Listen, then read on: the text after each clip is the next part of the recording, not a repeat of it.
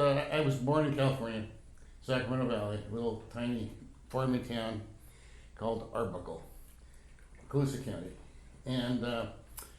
and so I came over here like so many people from the valley did when it was 100+ degrees to go surf fishing and hang out on the coast and get the fog and get cool. I was familiar with it, loved the area, and had vacationed up here and frequented the Sea Gull back in those days when Martin and Marlene Hall were the owners. And so I didn't know them at the time, but I certainly knew the Sea Gull. So I came to Mendocino, and the Sea Gull was for sale, and after intense negotiations, we worked out a deal, and that was it. So I've been here ever since. It was good. It was very, very good. I was horribly young to be in a business like that. I think I was around 25, and all of a sudden I had 40 or 50 employees, most of whom were older than I was, and I knew nothing about cooking, nothing about really being in business, although I had, that was my field in an academic world, but that academic world is far from reality when you get into the real world. But it worked out really good. I mean, the people in Mendocino, as you know, from being up here, are incredible. And they're just, very warm and easy to deal with. They gave me a great welcoming, and it just blew in from there. It was good. Yeah, I mean, it was the local hangout. In those days, there just weren't a lot of places in Mendocino. There was the Mendocino Hotel, which was way different than it is now. And, there weren't any other places. I guess the Cafe Beaujolais had just maybe started with Jerry Pitzenbarger, but it was a kind of an upscale, rather pricey place. We were the place where people hung out. And as an example, people would come up from the city on the weekends, and they'd arrive Friday night, 6 o'clock, 7 o'clock. They'd come in the restaurant and they'd say, we'd like a table for dinner. And I'd say, well, there's a wait. Would you like to get on the list? They said, how long is the wait? I'd say, well, right now it's running about 2 hours. And they'd say, well, you have a bar? I said, we do. I said, okay, I'll be in the bar.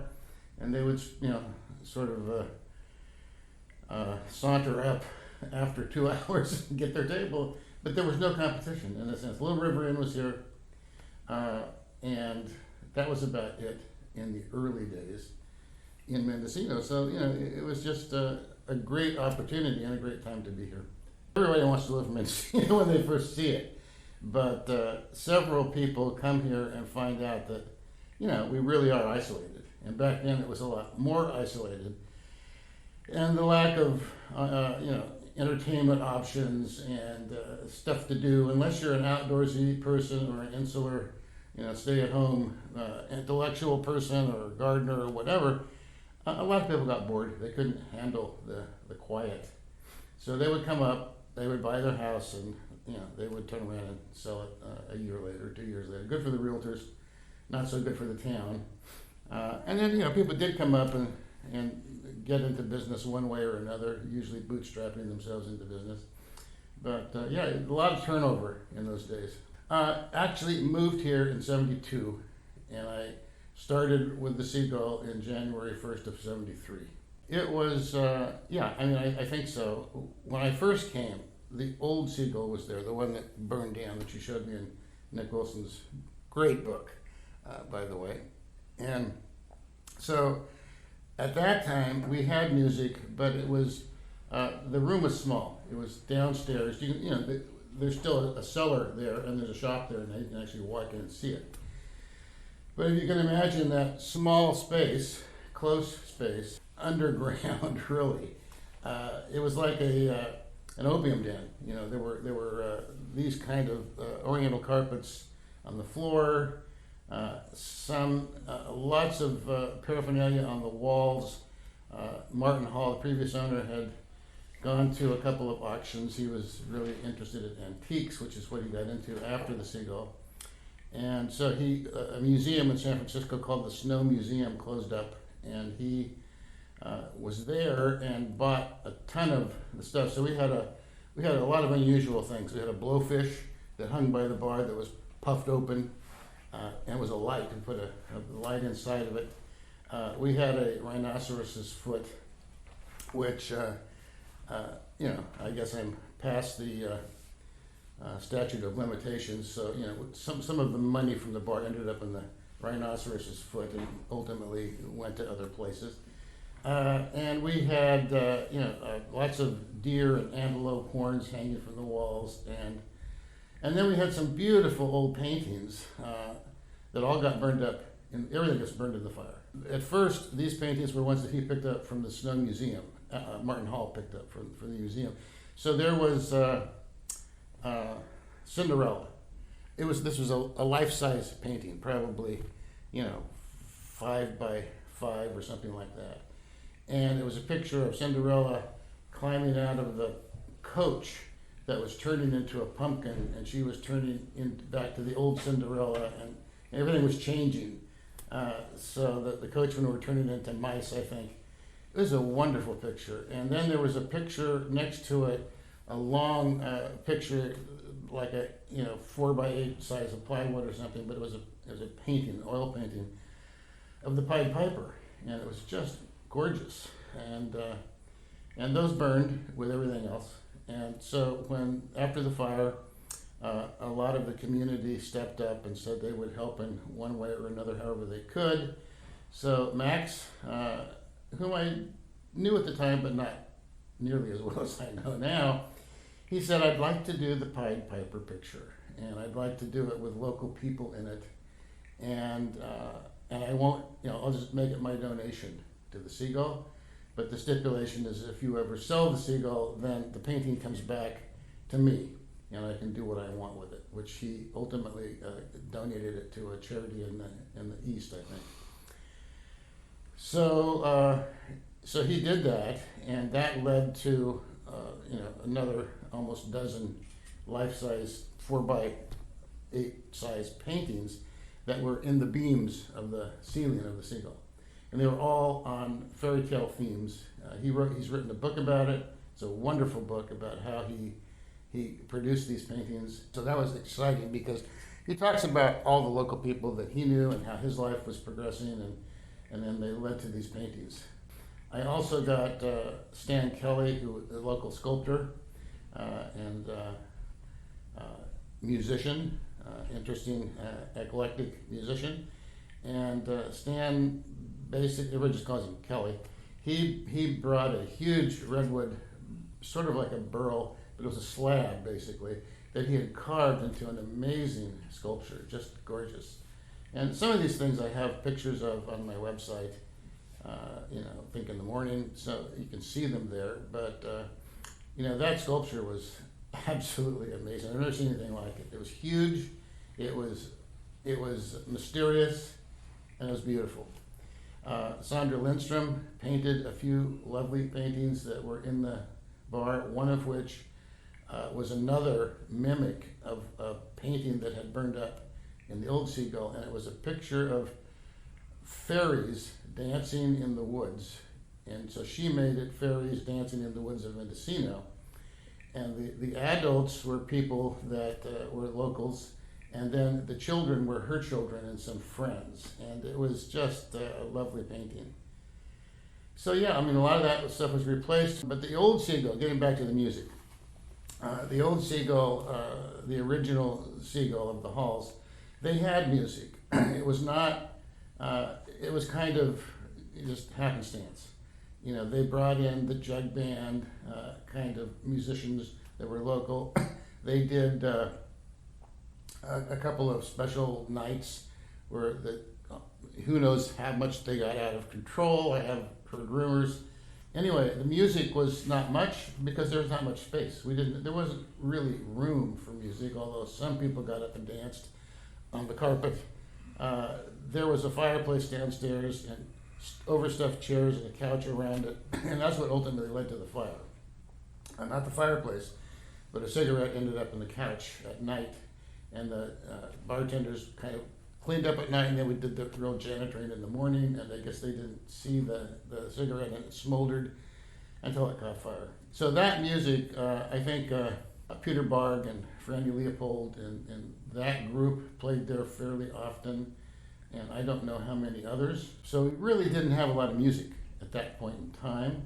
But when the Sea Gull burned and we rebuilt it, we put the bar upstairs and we made it much larger, which was then a real venue for music and all kinds of things. So that's when the music really started on a regular basis. Lenny Lax was instrumental in the sense that he pretty much booked most of the music for me most of the time, not all the time, but most of the time, and came up with amazing events like the Gong Show. So Lenny told me we should do a Gong Show, and I thought he was crazy, but I said, well, how are we going to do this? And so he came up with the idea that we would put a camera downstairs in what used to be the cellar bar, which was now just a spot. And then we would put more cameras in the dining room, and then we would be upstairs in the bar. So we had 3 levels: downstairs, the dining room, and the bar. All of them crammed full, way beyond whatever the county allowed in terms of occupancy. I mean, there was probably several hundred people in and out that night. And the Gong Show was local musicians or would-be musicians or comedians or whatever in the bar upstairs. Peter Litt was one of the judges. This is, by the way, on my website on YouTube. I've got the link to it. Just type in Gong Show and you'll find it. And you can see the whole thing. It's not perfect, but because it was it's a local person that did the video, and quite a long time ago before they had all this technology. So, but it was really funny and it was unbelievably profitable and successful. I mean, it was just amazing. I couldn't believe how much these people could drink, but they drank a lot. There were no wrecks that night, no accidents, so that's good. And then we had a lot of musicians that approached us, word of mouth, and from all over the world. One night, Mickey Zeekley, he had these camps at the time. I guess he still does. I'm not sure. Celtic music, really good stuff. And he called me up one night in the middle of the week, and it was actually in the summertime, but it wasn't very busy at that moment. And he said, I got these musicians. Can they come in? And I said, sure, come upstairs. And I said, I can't pay them. He said, it's okay. They don't want to get paid. They just want to play. Turns out they were 2 extremely well-known musicians from Ireland, big time. And I got their album that night. I was so impressed, which I still have.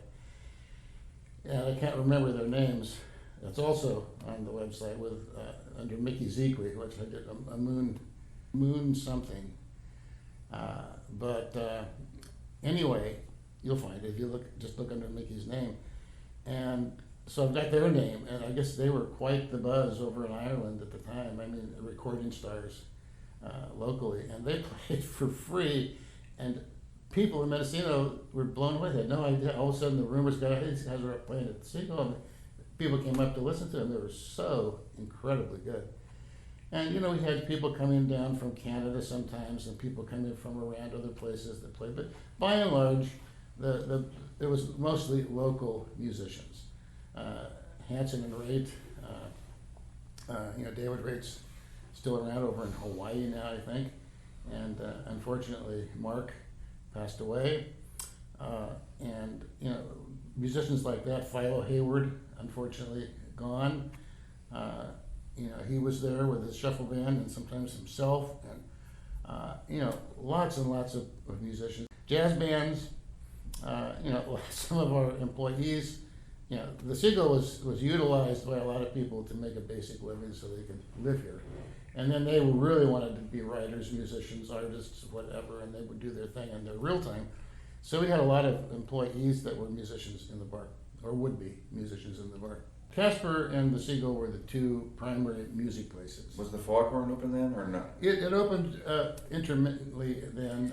It was the Foghorn and the Wellspring and various other things, but it never really quite got going. And which is, it was fine with me. I wish they had got going because there was a need for more of that. But As far as regular, ongoing, kind of stable bar places where people could also play, we had a bar, but it was a classy bar. I will say it. It was a classy bar. It was really nice. The room was designed by David Clayton, an incredible guy. Sadly, died in an automobile accident not too long after he built the Sea Gull, and he did it really right. And Philip Eleno, who is still here, he's in Albion. Philip did all the furniture. He did we had mahogany tables, we had maple tables.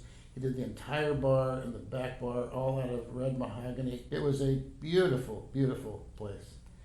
And Philip was really into the music business. I don't know if you know, Philip has an amazing background. I don't know how much he'll tell you. He's kind of a recluse at the moment. But he knew Jim Morrison of the Doors, went to school with him in Los Angeles. And he and Jim Morrison and another friend went to Mexico. And Jim Morrison, I guess, decided he didn't want to come back and didn't tell anybody. And I guess this caused quite a uproar inside his family, and they took it out on Philip. At one point, they thought something bad had happened. I guess I'm not sure. It's written about in various places. He knew Jim Morrison of all people, and then he knew Gene Clark. Was very close to Gene Clark and Carly, I guess. So he was really involved in all of this. Plus, I didn't know this about Philip Eleno, but when he was building the bar, he would make tables, and then late at night when everything was closed, he'd bring stuff in and we'd take it upstairs. And so I spent some time with him alone, just kind of helping him pull things up and get them together. And he is extremely, he's a brilliant intellectual. You wouldn't know it necessarily. We shared a great interest in William Blake, the poet. And just talking to Philip as we were doing this, the stuff that would come out would blow your mind away. It was amazing. So yeah, he was there. He did the whole bar pretty much. Some other people, Phil Brock, local guy at the time, no longer, but he's still around. Phil did. He was a blacksmith, so he did the outside of the lights, which were black, which were whatever it is, metal on the outside and stained glass. He did the stands for the stools at the bar. He made them all. And Philip, of course, put the seats on, which were red mahogany. So he was involved a lot. And then David Clayton's crew. David, he was just, I miss him so much. He was an amazing guy. He died, back in the 80s, and for no good reason. And he was really a lot of fun to work with. He made the building beautiful. So we had a great space upstairs, big space. We had lots of music, and it was fun. There was no doubt that the music was loud. And at night, and Mendocino is a quiet little town, and a lot of B&Bs around it. And so there were some complaints from people. We tried to work it out, and they never got very far in terms of nobody wanted to shut us down, and we tried to be respectful. But there were people that probably didn't like that, and there were probably some locals who were offended by the lifestyle of the kind of people that hang out in places like that. So it was a balancing act. I always thought that our coffee shop, the Sea Gull had a coffee shop on one side and a dining room on the other. And when you walked into what was this coffee shop that sat maybe 20 people jam-packed. The dining room was more like 60. And the people that wanted a quiet dinner or fancy dinner, they go in the diner. We didn't serve fancy, but a little more upscale than the coffee shop. But the coffee shop was all local, and a few tourists that would come in that were brave enough to come in, and a lot of really funny things happened in the coffee shop. But what I loved about it was you would have Big Al. You know who Big Al was? On my website, I wrote a little blog about Big Al. Big Al had Rastafarian hair.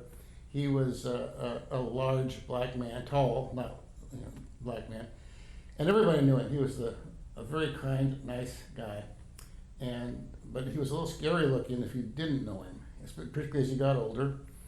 But he would be sitting in the coffee shop, Right next to him would be a local contractor who was very maybe conservative politically. You know, there were hippies, there were contractors, there the local school bus driver, you know, people in the fire department, local electricians, plumbers, all sat in the coffee shop together. And they were, it's what we miss now, you know, in the current politics of this country. These people that sat together, ate together, talked with each other, were diametrically opposite in their political views and in their personal views of morality and social living and whatnot. Completely different. But they got along perfectly. They all stuck up for each other. Something happened to one, didn't matter really what their politics were. There was a fundraiser, there was something, and all these people pitched in on both sides. So that was a really good thing. So the coffee shop was another interesting part of the Sea Gull. And we had, you know, that's where a lot of the poets and writers and thinkers showed up, as opposed to the bar, which was more music and, you know, more of a party kind of a place like it should be. Not that they agreed with each other all the time. There were some arguments and, you know, people would get a little heated sometimes.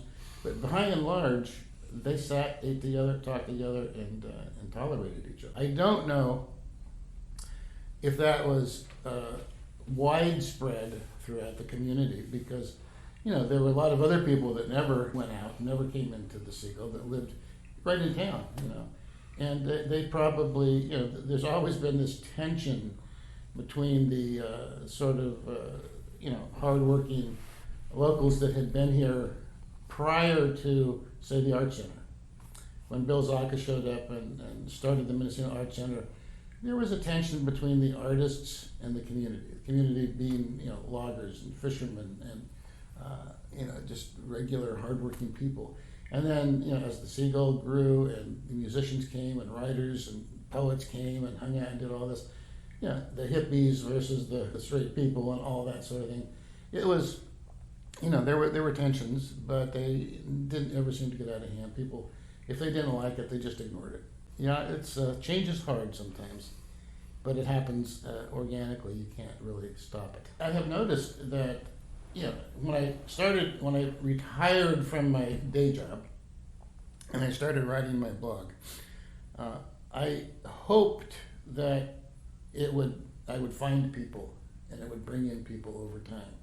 I had no idea how to do it except by word of mouth, which seemed to work. So we had a lot of artists that drew on napkins in the bar, and we had this napkin art thing going on. And so I started taking pictures of these and finding where they were somewhere in different people's houses or collections. I put these on my website with the artists' names when they could be found. Many people didn't sign them, and I got a big response to that. I've reestablished contact with several of these artists who've gone on to completely different things. You know, some of them went into academics to teaching art. Some of them went into commercial ventures with art, and you know, some of them are still going and successfully. There were other people who would come into the Sea Gull, who, you know, it was a little wild. We had whatever went on in the dark corners. I didn't really pay much attention to, but I know that there were things that went on that were probably weird, to put it mildly. So, and some of these people, you think, where are they going? What are they going to amount to? It'd be fun to find out. Well, I did find out because I lived longer, and so now I've kind of seen some of them. I won't mention names necessarily, but you know, some people went off, had big careers in, you know, the regular business world or whatnot. Some of them just went off, and then they gravitated back, and so yeah, I think they all took a piece of Mendocino with them, and I think they took a piece of that coexistence that was pervasive at the time with them, and that is a good thing, I think. My son's a forester, and he works for a logging company, actually a property management company is what it is. And, you know, I think that the idea that that industry ravaged the land is complicated.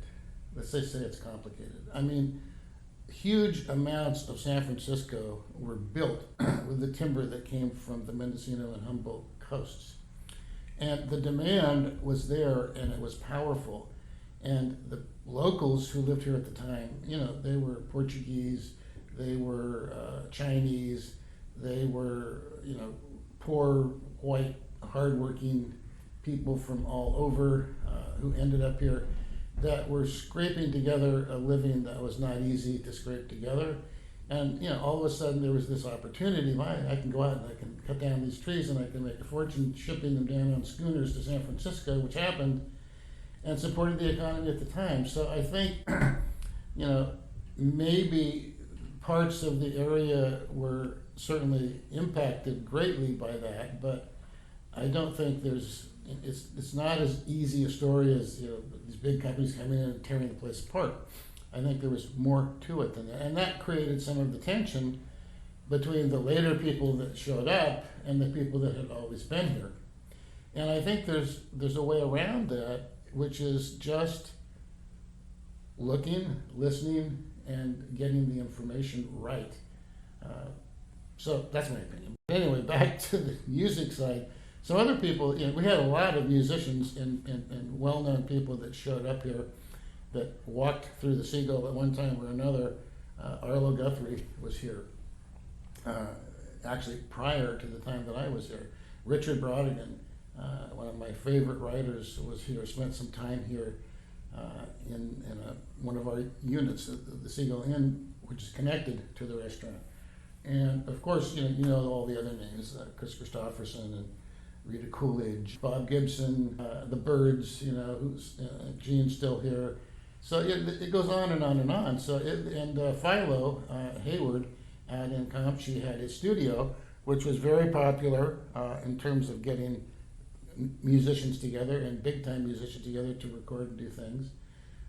You know, the Jefferson airship, some of those people were there. Lots of people were here. So it was odd because it's a tiny little town, isolated from a lot of the world. And, you know, this is not LA, but a lot of people from LA, Gene Clark and, you know, people, Jesse Cole and Young, people like that, they showed up here because of what it was. And they made some impact, but they didn't live here. Is one of my most favorite people. I actually told her that I used to go up, she would sing, and she had Kiyoshi and John play music with her, and sometimes some others. And I would sit in the corner in the dark, and sometimes she would actually bring me to tears with her voice. She was incredible.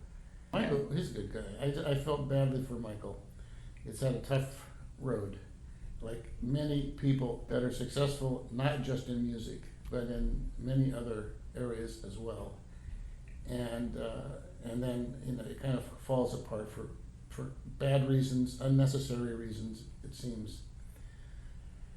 It's a shame. I think it's overwhelming. I mean, and that's one of the reasons you see so many people burn out and get taken advantage of, you know, by unscrupulous managers or whatever, is because it's got to be hard. I mean, it's got to be hard to be there all the time and you know, just not have any personal space. Most of us have, you know, dreams of being big or something, but we don't really even have any clue what it's like to be there.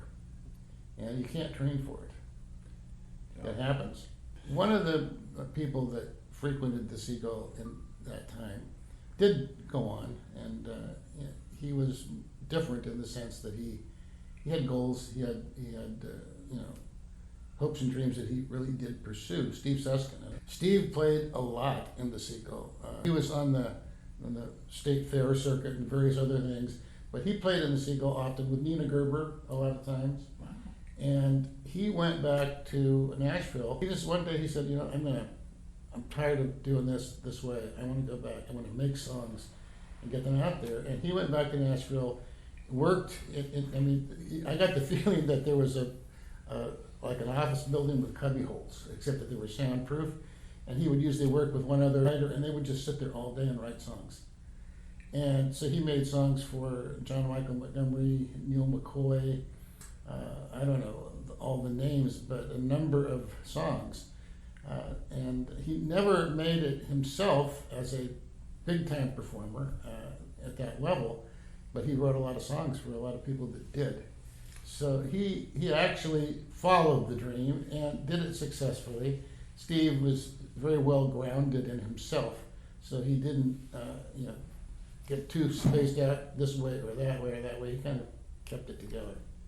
All the local bands would come to the bar at various times, Dirty Legs, and the various renditions of those groups, which kind of mixed and mashed a lot. Well, I think there were probably several. I can't name names necessarily, but obviously Judy Mann did at one point almost, and she's one of my favorite musicians. Margie Shield being another. I like that kind of music, more in the ballads, the lighter stuff in terms of the rock and roll. I had this girl come down from Canada, Maggie Crystal. That was her name, I'm pretty sure. And this was an example to me, just like I told you about Mickey Zeekley and those two guys from Ireland that showed up and played. Maggie Crystal, I got a thing in the mail. Probably she sent out letters to 100 different places in California because she was coming down this way and said, I hear you have music, and I play. So I booked her. And I thought she was absolutely phenomenal. She's got a couple of albums out, but they're not big-time albums. She's not a big-time name as far as I know. So when I did my blog, and I wrote one on her, sort of, and I contacted her. And it turns out you can actually contact people. It's something the internet does for us these days. So I did, and she was very gracious. She didn't even remember playing at the Sea Gull, which shows you that she was on the road and she was everywhere all at once. And her son is, I guess, very popular in rockabilly over in Europe. And it was just great to reach out to somebody like that, and who I didn't know me, who played once at the Sea Gull, and that was that. I had a couple of girls that came one day. I was on the cash register. And these are just different, weird stories. So they came, and they were, very cute girls. And they came in and they said, we play music, blah, blah, blah. We'd like to get booking at your bar sometime. I said, well, we're busy and we got a lot of stuff going on. So, you have a CD or something. They said, here's a CD. So we're going to go have lunch. Listen to the CD. So I listened to it and I thought, they're okay. It might be fun. So I booked them and I said, I'll book you for, you're here for a week or next week or something. I'll book you for a Wednesday night, I said, oh, no. We don't book for less than a week. I said, this is a small town. We have repeat customers every night that come to the bar. They don't want to listen to the same group 5 nights. Well, that's what we do. And they were cute. So I said, well, okay. My wife told me, you are nuts. And so did Lenny, and so did a bunch of other people. They would just say, David, you've gone off your rocker. This is crazy. They had Betty and Carla were their names. Betty Allen and Carla Green. And they did cruise ships. That was their main gig. They had this absolutely corny, crazy routine where they would get up, play the guitar, sing, and they had these hats. And they would put on different hats. It was silly. It was stupid. And it packed the house 5 nights in a row. After the first night, the word got out, and everybody came in to see these two girls act like idiots in a sense, but they could sing quite well. And they were from Montana, Bozeman, and Carla ended up getting sick and dying of cancer, sadly, and Betty ended up getting hooked up with a local guy in Mendocino. And then they kind of went their separate ways, and she ended up with another guy up in, I don't know, somewhere in California where they had a business, a Great Eagle, where they had a campground type thing. These are the kind of people that I would get that were not local, that were not in the rock and roll scene. So we had that thing going on. at the same time that that we had the regular other stuff that was here going on. And in reference to the big time, my pre-Sea Gull, pre-adult world was economics. That was my major in college, and I was working on a PhD when I dropped out and came here. And two friends of mine, they're not close friends anymore, haven't talked to them for years, but they were there with me, Phil Cook and Bob Frank. They both ended up big-time economists in the country. And they wrote a book that back in the Bill Clinton days, he said it was his favorite book, and so that got them publicity, and they both have great jobs after. But the book was called The Winner Take All Society. And the premise of the book was simple, but very instructive in the sense that once you can record things and replicate them indefinitely and send them out into the public sphere, whether it's music or whether it's books or whatever, not so much with fine arts, but even to some extent it applies to all of that. The argument goes like this: if you can, for today's prices, if you can for $10 or $15, buy a CD of the very best fiddle player, rock and roll band, poet in the world, why bother with the others? Why give the others anything? Why pay $15 to go and do this or to do that? And to some extent, I think what's happened in the music industry and others is just that. It's like it's consolidated down to where everybody wants to see Lady Gaga, everybody wants to see Katy Perry, everybody wants to see Taylor Swift, and there's like 5,000, 10,000, 20,000 others out there just as good. But they didn't get that one little break that catapulted them up to the point where now they're God. They're just like God. Yep, it's a sad but true story. And the counterbalance to it is Mendocino and places like Mendocino, because I don't go to see the stars. I don't want to be in a big 5,000 person stadium or whatever. I go to see the people I like, and I end up finding some of them that I actually know and can talk to and relate to, and it's a different experience, not for everybody. And I'm not anti-city.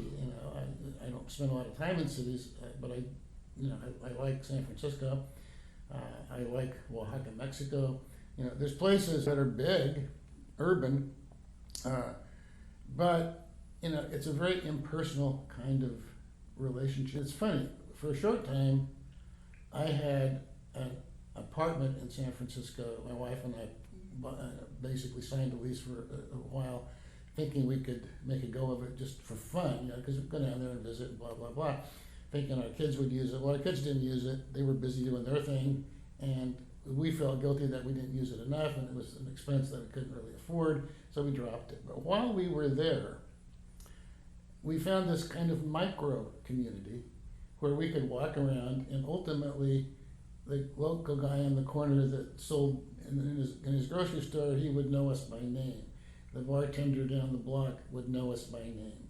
Somebody in this restaurant would know us by name. And all of a sudden, we were getting invited to birthday parties and all this kind of stuff. And you realize that as impersonal as the city is, there are still these neighborhoods where people know each other and they talk to each other and they relate to each other.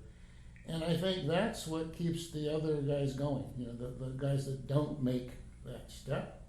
They don't get rich, maybe they have a hard time, but they get to do what they do if they want. Peter and I got on very well, and we had, in a sense, we had competing businesses, but not really. He didn't have a restaurant. And the music for him was core, and for me was more subsidiary, I think. I don't mean unimportant, but it was his main thing. So we had an agreement that if we booked anybody big or that was expensive, he got Tuesdays and Thursdays, and I got Mondays and Wednesdays. And then on Friday and Saturday, it was head to head. It didn't matter. You just did what you did, what you had to do. And we never got into any problems of like hey, I booked this group, but it's costing me a fortune. You put this other group in there and undercut me. It never happened. It was not, I don't know that it was a written agreement, but we just, we understood. There are classics that stay out there, but a lot of things they have the cycle where they kind of go, they peak, and then they kind of just dwindle. And it's true with everything. Yeah. With everything.